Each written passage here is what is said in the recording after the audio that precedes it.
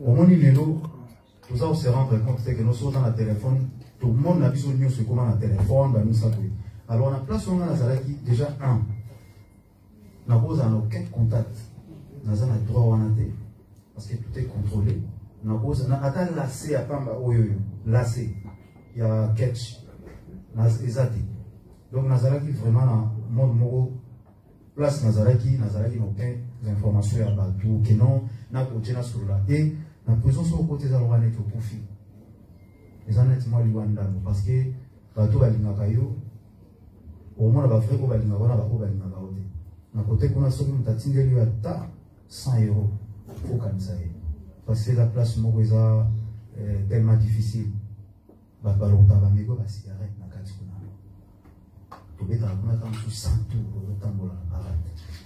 Et place dans la qui n'a dit awa nzambe naza sans téléphone naza sans nini so na lobi oh tant on a la sukolo tant la téléphone ezala te ngai bola na lo vivre non na biso misaki na miche mutu na ke no mon nazali eza sans téléphone télévision ezala ki télévision de loango 14 € par mois, 14 € par mois.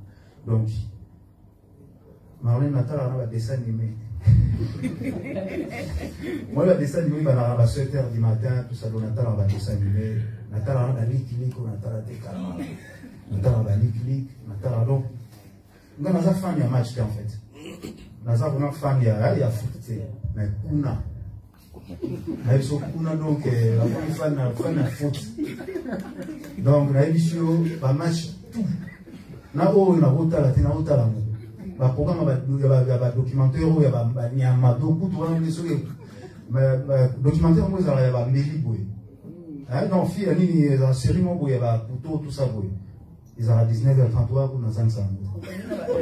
Donc, on a ça là, que nous, donc en fait, nous avons un programme en fait.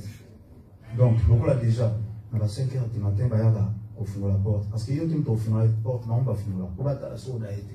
Parce qu'il y a des suicides là-bas. Donc les matins déjà quand les gardiens viennent ouvrir la porte à Kangi. Donc on va 9 h où on a déjà faux lata. Sur la tité va Kangi pour aller ma parade l'eau. Oui, oui. Donc de 9 h à 11 h où on a ma parade où on a. De 9 h à 11 h on va Kangi porte. Ce qu'on a mis donc c'est comme ça. Moutou. En fait, Nathalie Moutou on est à la solide. On a pensé, on a où est la libandate. Na ebate au nyos les cas. Donc, na 60 jours na sali, na simba téléphone le 8. Donc, le 8 juin. Le 8 août, pardon. Le 8 août, nous avons la simba qui va téléphone, nous avons remonté à la sikoyo. Nous avons apprendre que non, les cas qui boyaient, nous avons appelé na bagamier à biso ya Banamboka. Des fois, tant que je suis à fond les portes. Ça va moi semblant pour la boulot, mais elles ont perdu l'information. Les gars qui bouillaient, dans d'autres informations. Ah, des bouillaient, si on occupe, non, Bima, on va travailler au Bima les 18, quand même, l'équipe nationale va tirer vraiment au travail. Mais on a une information de mon côté. Et il y a ma femme qui est venue me voir avec mon fils. Et l'accord est avocat pour avocat, il faut ça, en fait, permis à visite. Donc c'était vraiment difficile. Voilà. Donc, pardon Ferré. Mandeko, Fourier Réseau, on a véhicule, mon voiture passage. Un AC 1108, la Mercedes D CFU 763. S'il vous plaît. Fourier Réseau Yaman. Voilà, nous lire le stage. Oui, voilà, poto. Et là, on dit au bandaki komi lobela na yo mona kata série kambona no sala ezali bien te na moni vraiment c'est le te national bimi non sala mo lisusu te. Là on va no ke kambona sala ya ngote parce que na bimi faut na sala ya ngo parce que na moni c'est très important. S'il vous plaît. Là et loko na ba no penser on a pensé na ba et tout d'abord les gens vont penser dans la famille, vous pensez la famille. Et on va que je prends maintenant mon temps de rester aussi avec le mien. Les arbres sont très importants. Et l'approche Nangaï, en fait, dans la façon dont peut-être il y a des gens qui ne comprennent pas comme ce sont Beninga, les téléphones, qui n'ont fait un bar téléphone. Nazan, on va toujours que le numéro Nanga ou le jour qui est déjà à 16 ans. 16 ans déjà depuis dans le numéro. Il faut comprendre que nous tous artistes, nous artistes comme Souyamba, nous sommes sauté par là, 4 téléphones, 5 téléphones pour le numéro plusieurs. Donc, nous comprenons que nous, tant que nous sommes qui a Benginga, Nayamite, Azokuna, que nous, Batouana, tant que nous sommes parce que les façon, il y a les façons en fait. Donc, nous avons ce monde sauf que nous avons réservé.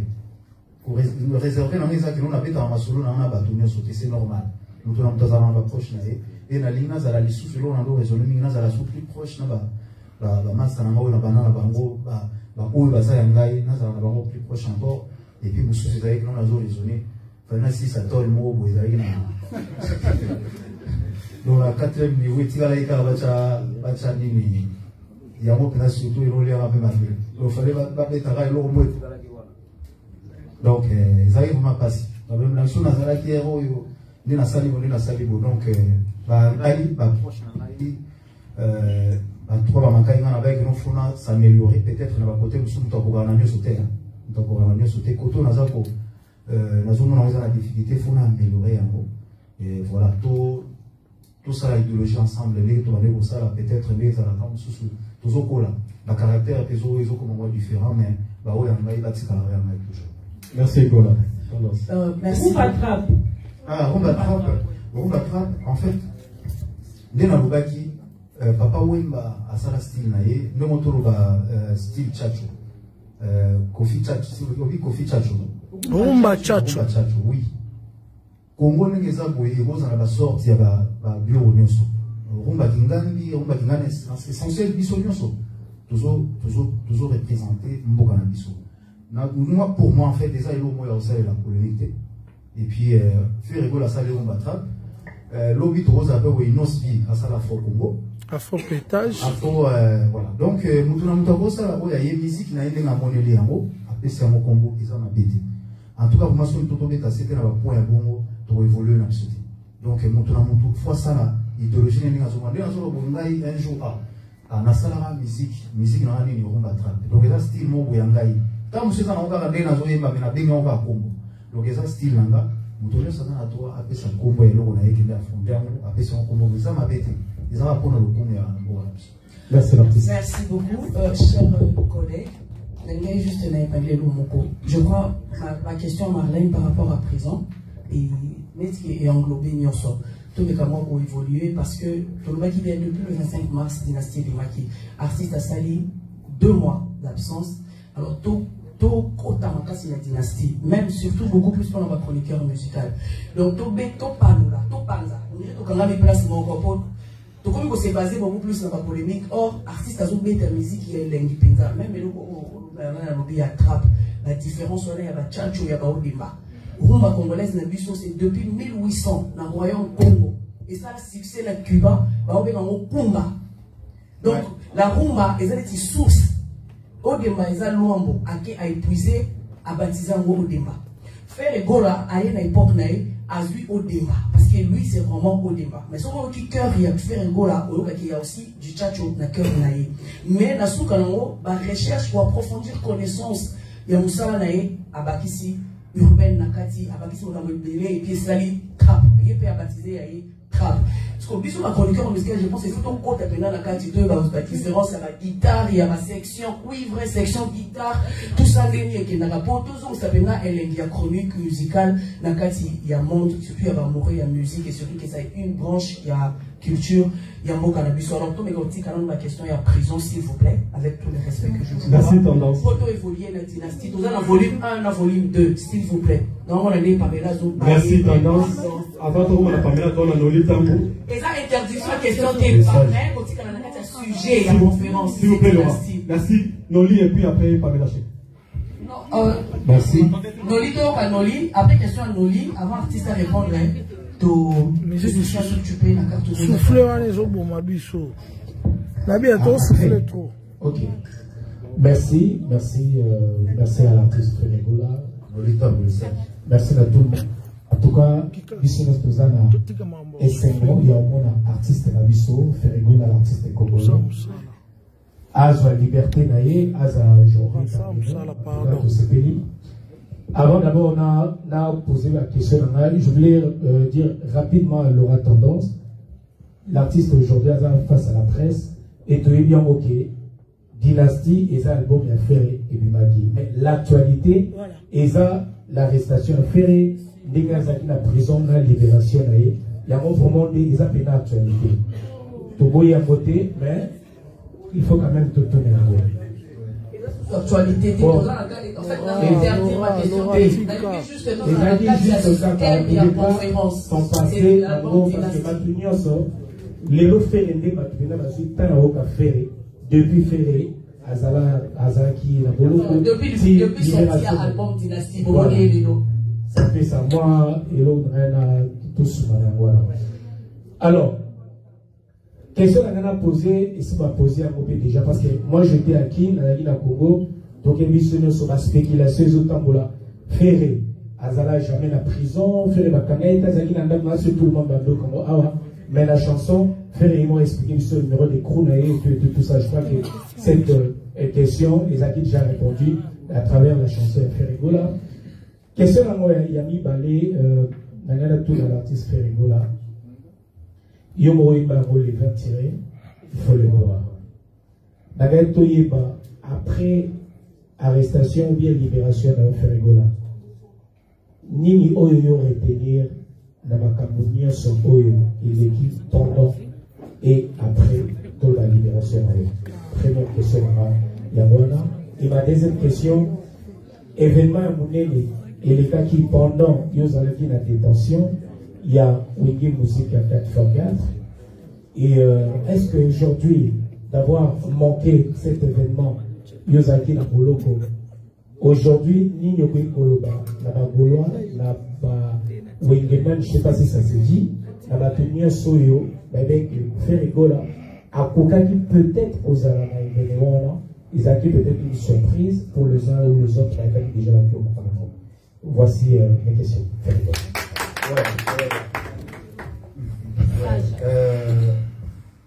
Déjà, et là, on dit qu'on a su à Motouya, Ningazaki incarcéré. Il faut savoir dans la vie, Mobali,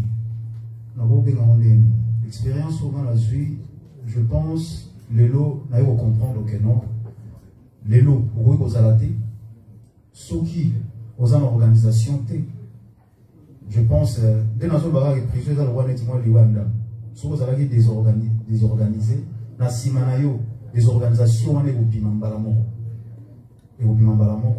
Et quand on a vendu, on a raisonné, on a vu quand même, dans une équipe à bien, dans un négo, bomba, sanitaire, négo, et là, on a côté de la Monapona, on avait tellement, donc on a sévi pardon, on va parano sur tout ça, on les soutient parce qu'ils en ont.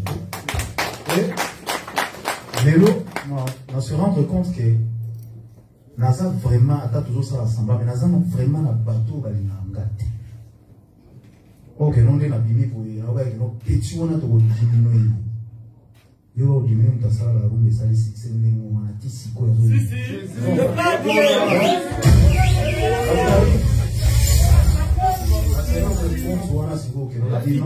Donc, non, on dit qu'il faut y aller, qu'il faut vous avez une guerre froide. Mais tu sais qu'il y a une guerre froide, tu sais qu'il y a une se rendre compte qu'il y a une guerre froide, il faut une bunda. Et puis, on a dit, bon, on a l'accession, on a bien dans l'esprit, on a bien travail, liberté. Yami Balé, je pense, on a fait un message dans la qui a interview, on a conféré, on a fait un message qui va Gaulois, va Kémy. Joseph présent. Bagola qui ouais côté. Voilà, je suis fier. On est partout. Parce que ils ont le droit d'être à port en Angaï Mongo. Attendez, mais je pense que ma femme a fait rigoler à quelqu'un qui peut soutenir concerne la Bissou et les cas qui tellement bien et on a remercié Nzambi. fallait la réussite totale, ils allaient réussite totale. Donc voilà. Mais Naïbi, on va aller soutenir. Voilà, merci. Je veux juste souligner que l'artiste dans le patrimoine national est devant la presse pour la première fois, officiellement, après sortie à Dynastie. Donc, il est important de prendre la Dynastie. C'est aujourd'hui qu'il faut répondre. C'est aujourd'hui qu'on va répondre à la question. D'ailleurs, pour l'occasion, Pikas Mbaya, le magicien de la technique, balance-nous un morceau de cette richesse que nous avons. Et puis après, la question.